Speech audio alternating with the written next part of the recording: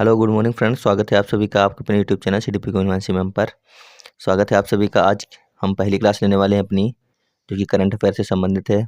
क्योंकि current affair आपके हर एक एग्जाम में देखने को मिलती है, चाहे आप टीचर्स की तैयारी करें या फिर अन्य कोई भी एग्जाम की तैयारी करें। अब कई सारे वैकेंसी आ चुकी हैं, जैसे कि उत्तर प्रदेश में पुलिस की हैं, लेखपाल की हैं।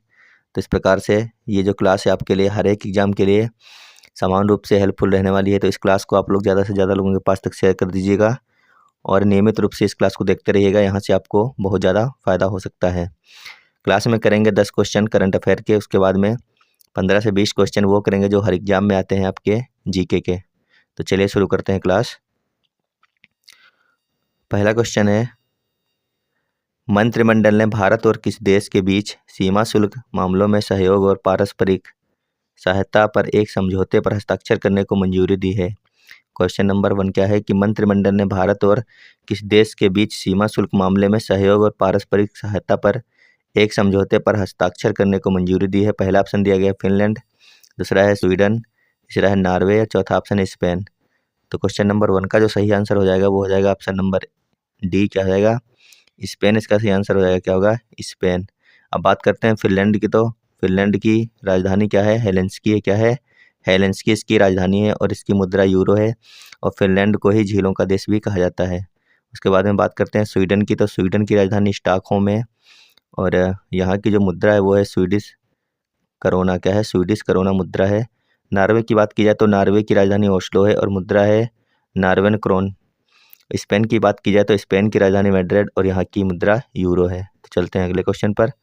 क्वेश्चन है, जल जीवन मिशन के तहत किस राज्य के लिए 6,872.28 करोड़ रुपए की पेयजल आपूर्ति योजनाएं दी गई हैं। आपको क्या बताना है कि जल जीवन मिशन के तहत किस राज्य के लिए 6,872.28 करोड़ रुपए की पेयजल आपूर्ति योजनाएं दी गई हैं। पहला ऑप्शन है असम, दूसरा है राजस्थान, तीसरा है केरल और चौथा ऑप्शन है गोवा। तो क्वेश्चन नंबर 2 का सही आंसर हो जाएगा ऑप्शन नंबर बी, क्या हो जाएगा राजस्थान को ये योजना दी गई है। किसको, राजस्थान को जल जीवन मिशन के तहत राजस्थान को दी गई है। आप लोग याद रखना।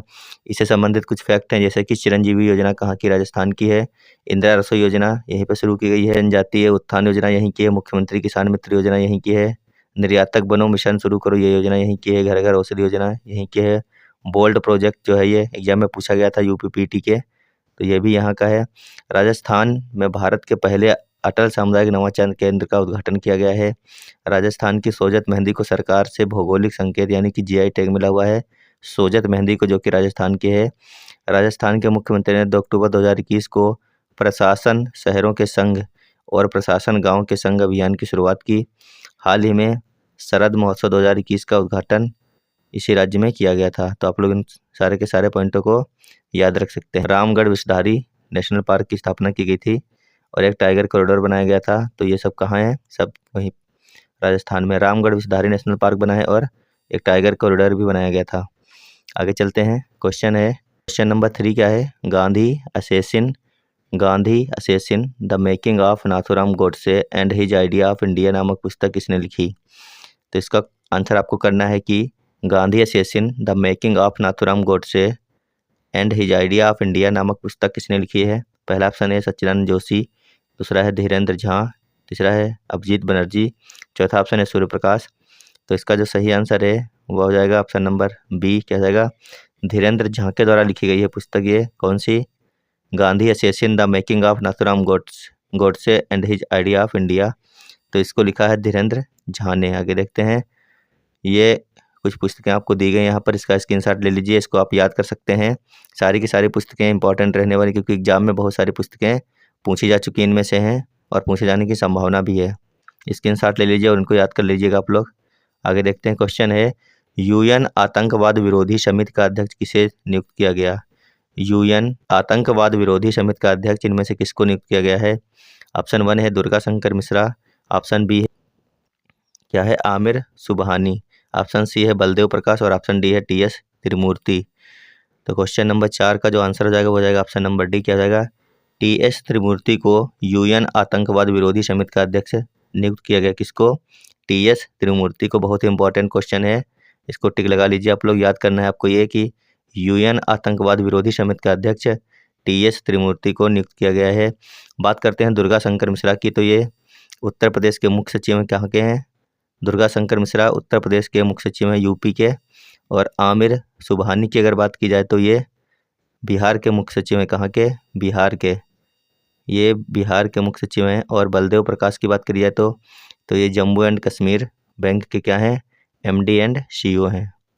तो आप लोग इनको याद रखिएगा। दुर्गा शंकर मिश्रा उत्तर प्रदेश के मुख्य सचिव हैं, आमिर सुबहानी बिहार के मुख्य सचिव हैं, और बलदेव प्रकाश जम्मू एंड कश्मीर बैंक के MD एंड CEO। आगे देखते हैं, क्वेश्चन है भारतीय मानक ब्यूरो का 75वां स्थापना दिवस कब मनाया गया?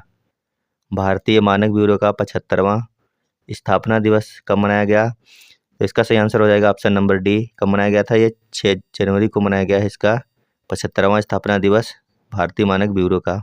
बात की जाए 1 जनवरी की, तो 1 जनवरी को मनाया जाता है ग्लोबल फैमिली डे, जबकि 4 जनवरी को मनाते हैं ब्रेल दिवस। क्या मनाते हैं? लुई ब्रेल दिवस मनाया जाता है 4 जनवरी को। और 5 जनवरी को मनाया गया था नेशनल बर्ड डे। क्या मनाया गया था? नेशनल बर्ड डे 5 जनवरी को। 4 जनवरी को मनाया गया था लुई ब्रेल दिवस, और 1 जनवरी को मनाया गया ग्लोबल फैमिली डे। तो आप इनको याद रख लीजिएगा सारे के सारे डेज। आगे चलते हैं, क्वेश्चन है केंद्रीय मंत्रिमंडल ने उत्तराखंड के धारचूला में महाकाली नदी पर पुल बनाने के लिए भारत और किस देश के बीच समझौता ज्ञापन को मंजूरी दी है? आपको क्या बताना है कि केंद्रीय मंत्रिमंडल ने उत्तराखंड के धारचूला में महाकाली नदी पर पुल बनाने के लिए भारत और किस देश के बीच समझौता ज्ञापन को मंजूरी दी है? ऑप्शन 1 है बांग्लादेश, 2 है नेपाल, 3 है इराक और D है भूटान। इन चारों में जो सही आंसर है वो हो जाएगा ऑप्शन नंबर बी, भारत और नेपाल। क्या हो जाएगा? भारत और नेपाल के बीच ज्ञापन को मंजूरी दी गई है इसको। तो ऑप्शन नंबर बी सही है। अगर बात की जाए बांग्लादेश की, तो बांग्लादेश की राजधानी ढाका है, जबकि नेपाल की राजधानी काठमांडू है। और इराक की बात की जाए तो इसकी राजधानी बगदाद है। भूटान की बात की जाए तो भूटान की राजधानी क्या है? थिम्पू है। नेपाल का जो करेंसी है वो है नेपाली रुपया। क्या है? नेपाली रुपया। आगे देखते हैं, क्वेश्चन नंबर 7 है शंघाई सहयोग संगठन के नए महासचिव कौन है? आपको बताना है कि शंघाई सहयोग संगठन के नए महासचिव कौन है। तो इस क्वेश्चन का जो सही आंसर है वो हो जाएगा option number B, Zhang Ming को बनाया गया है नया महासचिव। किसको बनाया गया है? झांग मिंग को। शंघाई सहयोग संगठन SCO का नया महासचिव झांग मिंग को बनाया गया, तो इसका ऑप्शन नंबर बी सही हो जाएगा।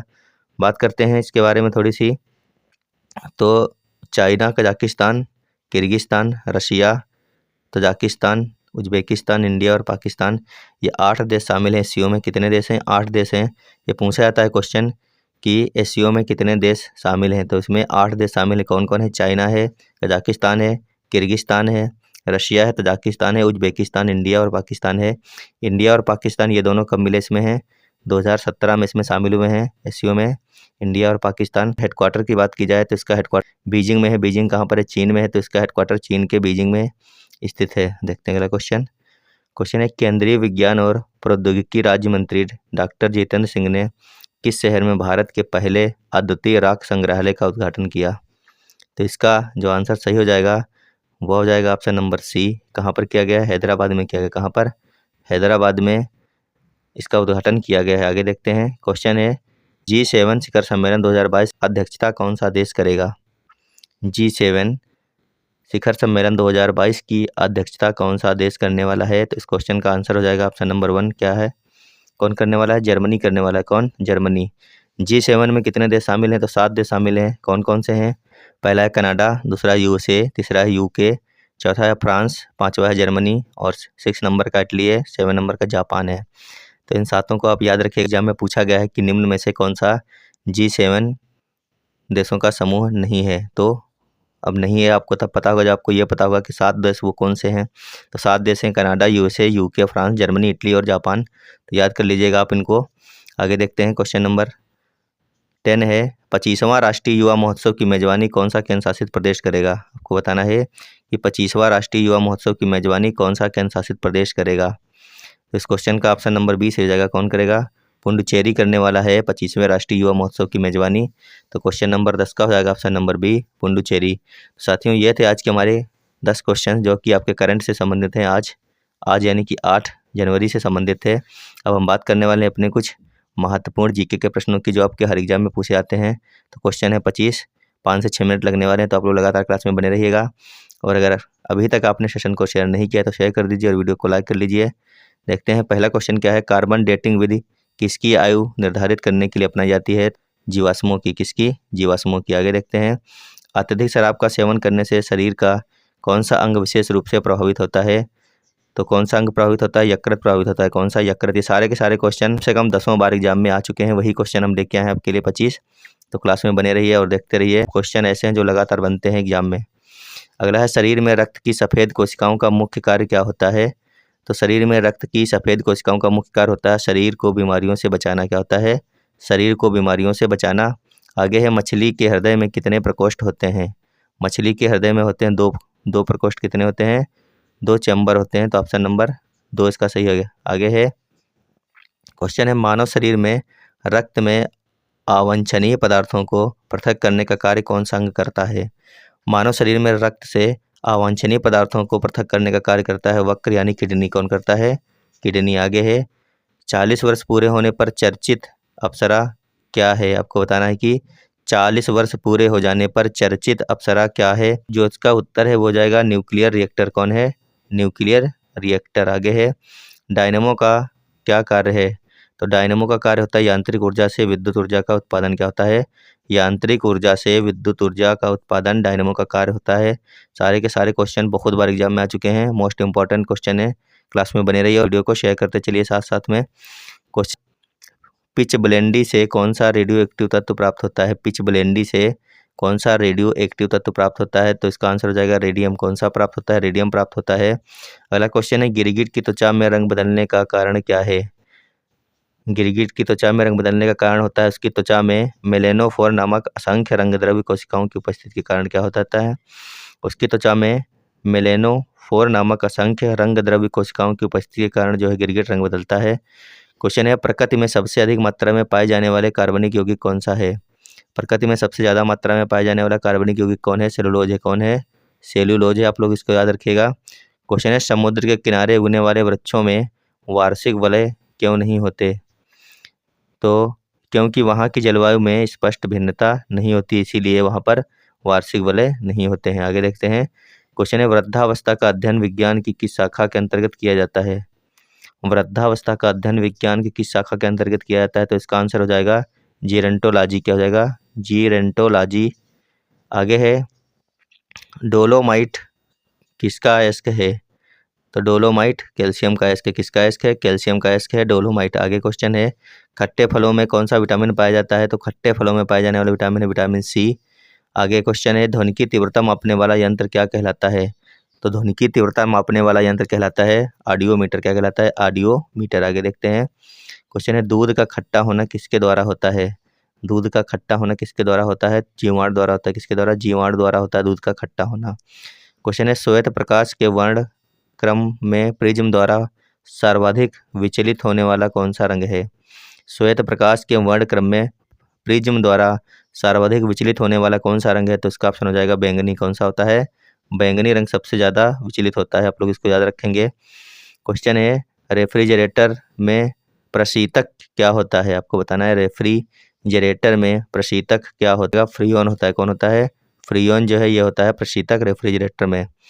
क्वेश्चन अगला है, दूध से दही बनाने में कौन सा बैक्टीरिया सहायक होता है? दूध से दही जो बनाया जाता है तो उसमें कौन सा बैक्टीरिया सहायक होता है? तो इसका जो सही आंसर है वो हो जाएगा लैक्टोबैसिलस। कौन सा होता है?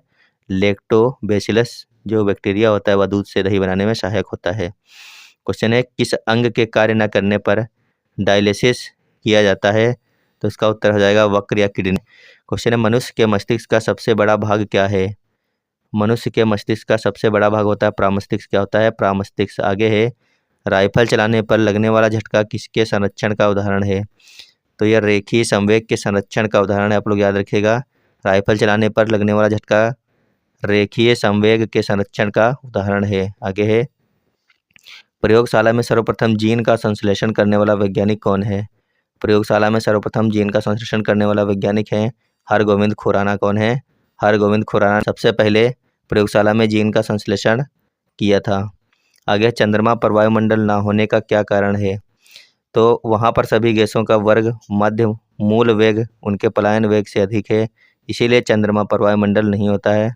क्या कारण है? वहाँ पर सभी गैसों का वर्ग माध्य मूल वेग उनके पलायन वेग से अधिक है, इसीलिए वहाँ पर वायुमंडल नहीं होता है। आगे है लास्ट क्वेश्चन है, किस एक कोशिकीय शैवाल का उपयोग अंतरिक्ष में खाद्य की समुचित पूर्ति के लिए किया जाता है? तो इसका आंसर हो जाएगा क्लोरेला। क्या हो जाएगा? क्लोरेला का उपयोग, एक कोशिकीय शैवाल है और इसका उपयोग अंतरिक्ष में खाद्य की समुचित पूर्ति के लिए किया जाता है, क्लोरेला का उपयोग। तो साथियों, ये थी आज की हमारी करंट अफेयर प्लस जीके की क्लास। अगर आपको क्लास अच्छी लगी हो तो सभी साथियों के पास में इसको शेयर कर दीजिएगा, क्योंकि अब तो सारे के सारे एग्जाम में करंट अफेयर और प्लस जीके पूछी जाती है। तो आपके लिए यह क्लास नियमित रूप से आती रहेगी, आपको मिलती रहेगी। इस क्लास को आप नियमित रूप से देखते रहिए। क्लास आपको रोज़ सुबह 7 से 8 के बीच में मिल जाया करेगी।